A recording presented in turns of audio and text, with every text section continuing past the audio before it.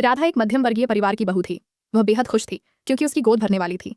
पूरे परिवार में खुशी का माहौल था। लेकिन तभी एक दिन डॉक्टर ने एक ऐसी खबर दी जिसने उसकी दुनिया को हिलाकर रख दिया। आपका बच्चा सामान्य नहीं है।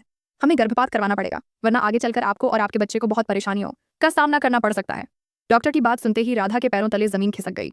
उसकी आंखों में आंसू उमड़ आए। वह कांपते हाथों से अपने पति के कंधे पर सिर रखकर फूट फूट कर रोने लगी। घर आकर उसने इस बारे में अपने परिवार से चर्चा की, लेकिन सभी ने डॉक्टर की बात को सही ठहराया। किसी ने भी उसका साथ नहीं दिया। राधा को यह स्वीकार नहीं था।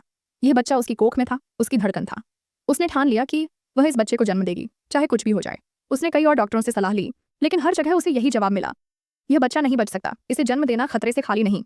पर राधा अडिग थी। उसने खुद से वादा किया कि चाहे जैसी भी परिस्थिति हो, वह अपने बच्चे को इस दुनिया में लाकर ही रहेगी। उसी दौरान उसके पड़ोसी रामलाल अपने घर एक गर्भवती गाय लेकर आए। वह सुंदर थी, बड़ी बड़ी आंखों में असीम ममता झलक रही थी। राधा को लगा जैसे वह गाय माता उसकी तकलीफ समझ रही हो। एक दिन जब राधा बहुत दुखी थी, तो वह उस गाय के पास जाकर बैठ गई।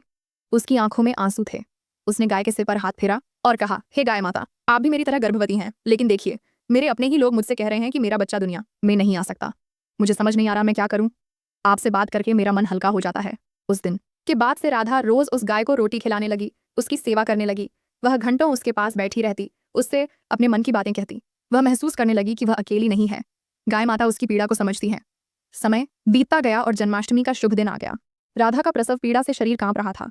घर वाले घबराए हुए थे। डॉक्टरों को बुलाया गया। सबको डर था कि कहीं कुछ अनहोनी ना हो जाए। लेकिन जब बच्चा जन्मा तो यह देखकर सब स्तब्ध रह गए। बच्चा एकदम स्वस्थ और तंदुरुस्त था।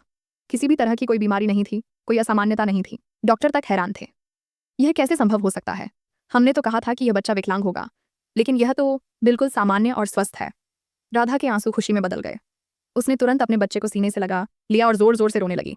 उसने भगवान का धन्यवाद किया। बच्चे को जन्म देने के बाद राधा का मन सबसे पहले उसी गाय माता के पास जाने को हुआ। वह अपने बच्चे को गोद में उठाकर भागती हुई पड़ोसी के घर गई, लेकिन वहां पहुंचकर उसके पैरों तले जमीन खिसक गई। गाय वहां नहीं थी। राधा घबराई। गाय माता कहाँ है?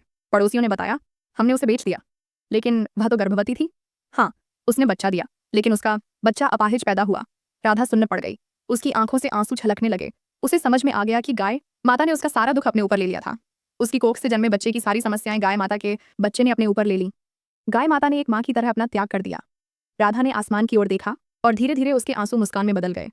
उसने अपने बच्चे को सीने से लगाया और फुसफुसाई, धन्यवाद गाय माता, आपने मेरे बच्चे को जीवन दान दिया है। मैं यह कर्ज कभी नहीं चुका पाऊंगी। उस दिन के बाद से राधा ने हमेशा गौसेवा करने का संकल्प लिया। वह जानती थी कि उसकी गोद में जो तंदुरुस्त बच्चा था, वह केवल उसकी नहीं, बल्कि गाय माता के आशीर्वाद की देन था। और वीडियो को लाइक कर दे और कमेंट में जय गाय माता